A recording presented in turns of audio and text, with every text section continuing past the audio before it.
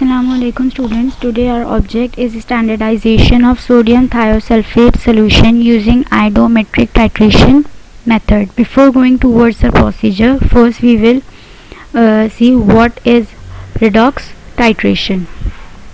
Redox titration is a type of titration which is based on a redox reaction between the analyte and titrant. Redox is a chemical reaction in which oxidation state of atoms are changed, right? इसके अंदर क्या बताया कि redox वो reaction होता है जिसके अंदर oxidation state of atoms change हो रहे होते हैं, लेकिन कुछ केमिकल रिएक्शन में ऑक्सीडेशन प्रोसेस भी हो रहा होता है और रिडक्शन प्रोसेस भी हो रहा होता है. जिन केमिकल रिएक्शंस के अंदर दोनों प्रोसेस हो रहे होते हैं, ऑक्सीडेशन एंड रिडक्शन, तो उसको हम रिडॉक्स कह रहे होते हैं. रिड्यूस भी हो रहा है और ऑक्सीडाइज भी हो रहा है, लेकिन वो रिएक्शंस जिसके अंदर ऑक्सीडेशन हो रही है एटम्स की, उसको हम रिडॉक्स कहते हैं.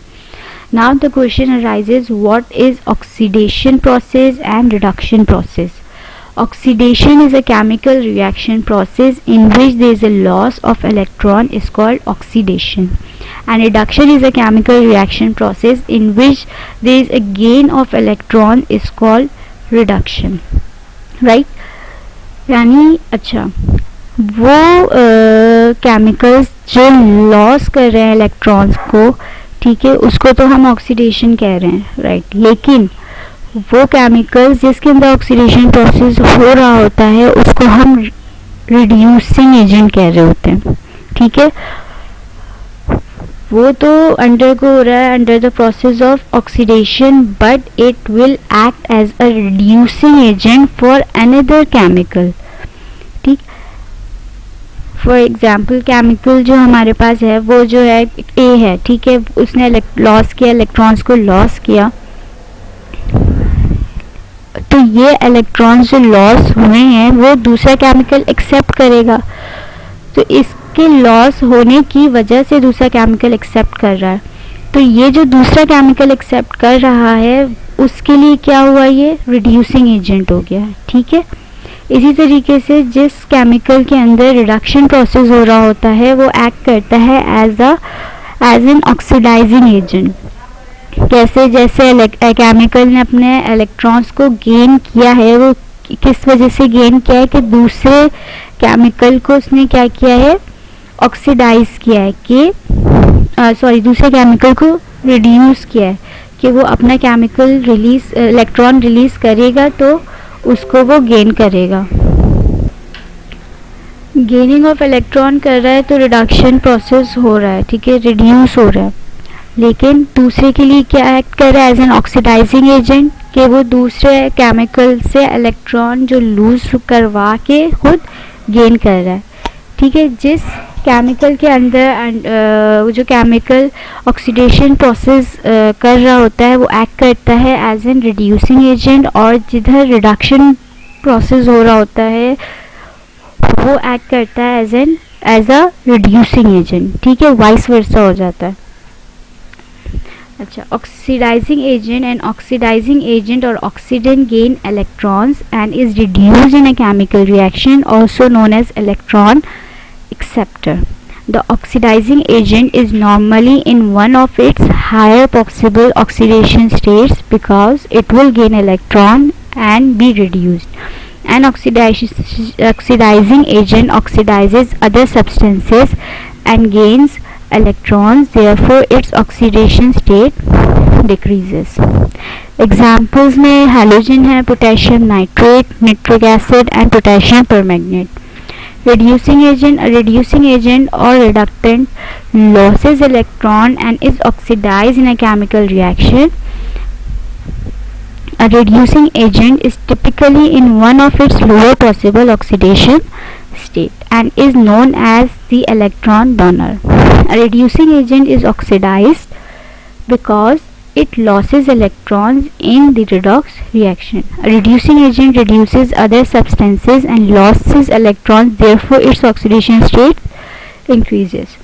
Examples is formic acid, sulfide compounds and iodide. इसमें एक शॉर्ट एक चार्ट बनाया ताकि इजीली जो है आप लोग याद कर सकें. Oxidation state in oxidizing agent and reducing agent. Oxidation state जो है ऑक्सीडाइजिंग एजेंट में डिक्रीज हो रहा होता है ड्यू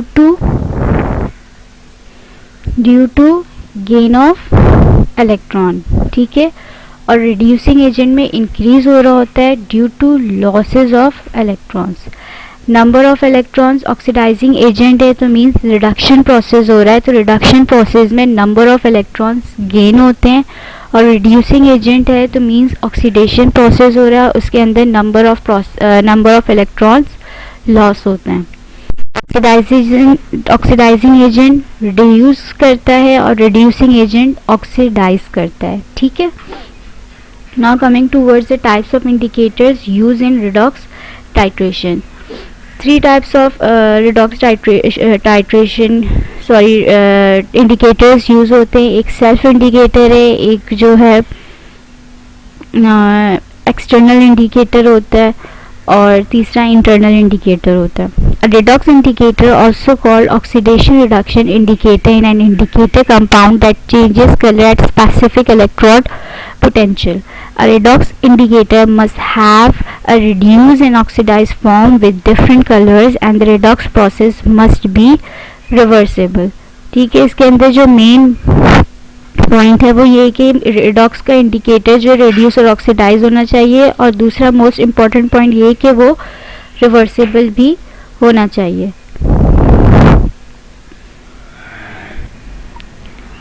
सेल्फ इंडिकेटर जो है वो पोटेशियम पर मैग्नेट है, ठीक है। Ferric ions yellow in colour होता है, reduce to colourless ion before end point.